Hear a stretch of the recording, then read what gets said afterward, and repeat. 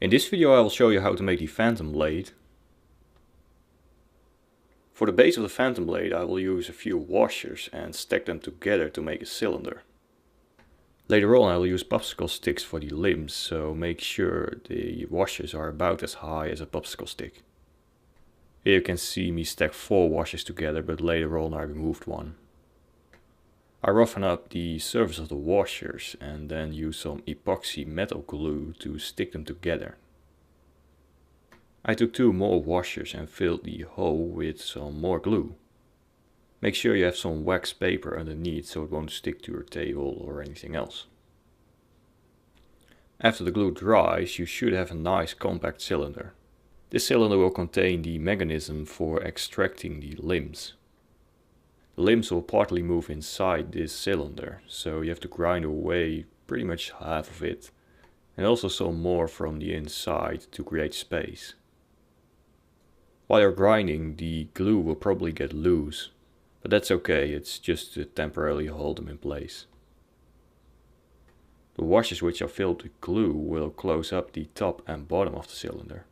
There's probably a blob sticking out, so you have to sand it down to make it nice and flush. Next I will make the limbs by sticking some popsicle sticks together. I also cut some metal rods. Those rods will go inside the limbs to make them stronger, and they will extend into the cylinder. I made a hole in each rod near the end. I will insert bolts through those holes later on to create a hinge. Next it's time to assemble part of the mechanism.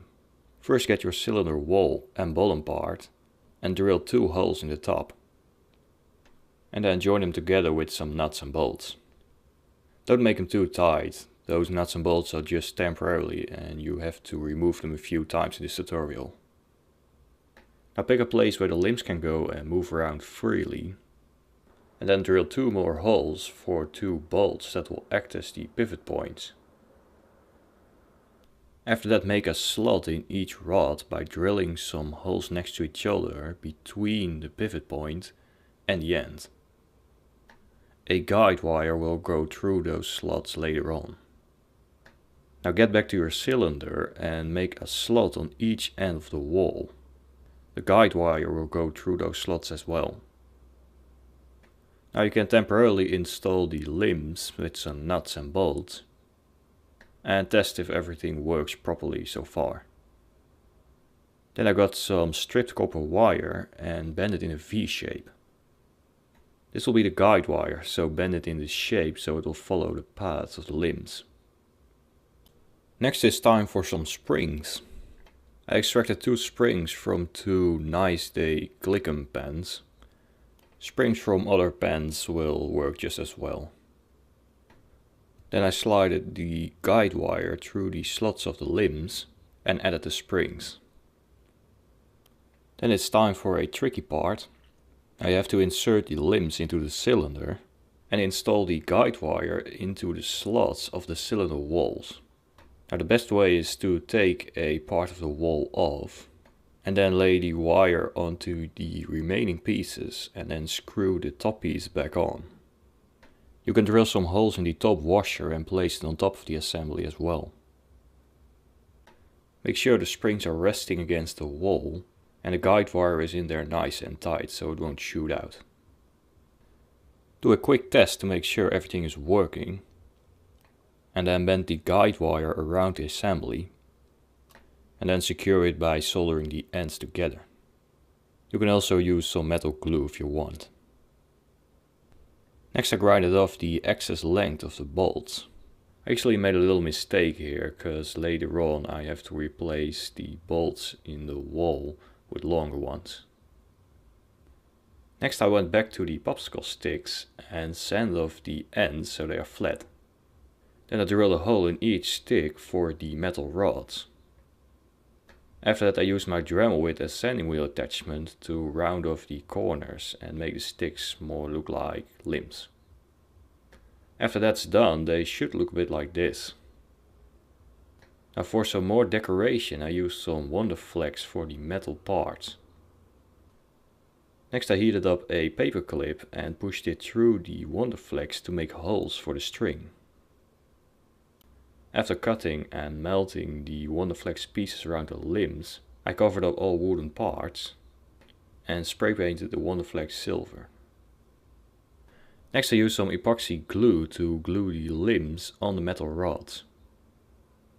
While that's drying, you can work on the second part of the phantom blade.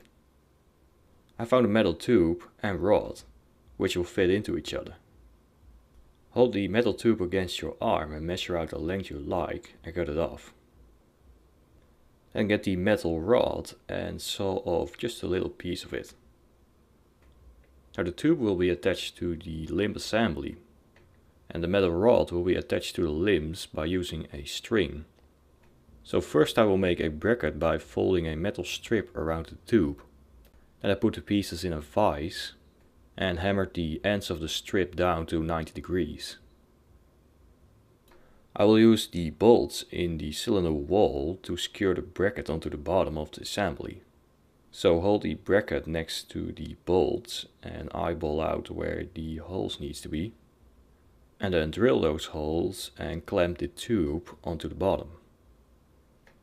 Part of the bracket sticks out, so I sand down the corners and then hammered them around the sides.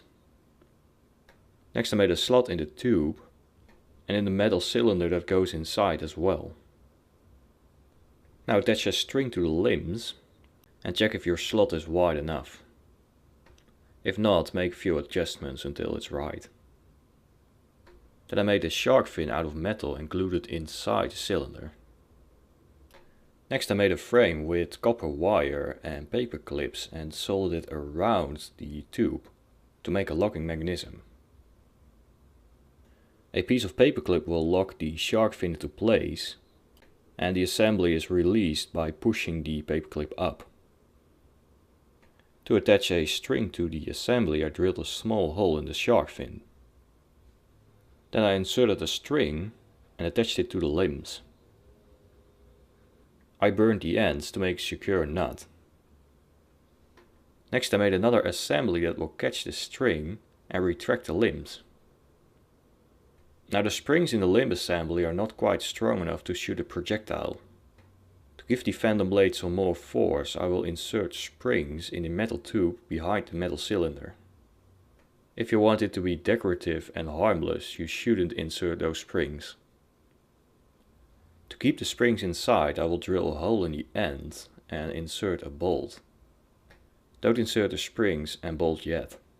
There's one more step to do before that. I cut a piece of leather that will go between the phantom blade and your arm. I cut some slots in it for belts and then painted everything dark brown. After that I placed the phantom blade on top and marked a spot where the hole on the end is. Then I punched a hole in the leather, inserted a bolt and washer and secured it with a nut. Then I inserted the springs in the end of the tube and pushed the bolt through the hole on the end to secure everything inside. I will use the bolts from the cylinder wall to secure the other end of the phantom blade to the leather. Next it's time to attach some strings to the mechanisms to operate the phantom blade with our hand. One string will go to my ring finger. This string let the phantom blade unfold. Now the other string goes to my thumb. I can shoot the phantom blade with that. I tied the strings to some rings just for convenience. Next I cut a piece of wooden dowel as our projectile and use a pencil sharpener to make a point on the end. Now after grinding and sanding, the moving parts might not move so smoothly anymore. So I inserted some sewing machine oil in all moving parts to make everything move smooth again. After that, the phantom blade is done. This was my phantom blade tutorial. Thanks for watching.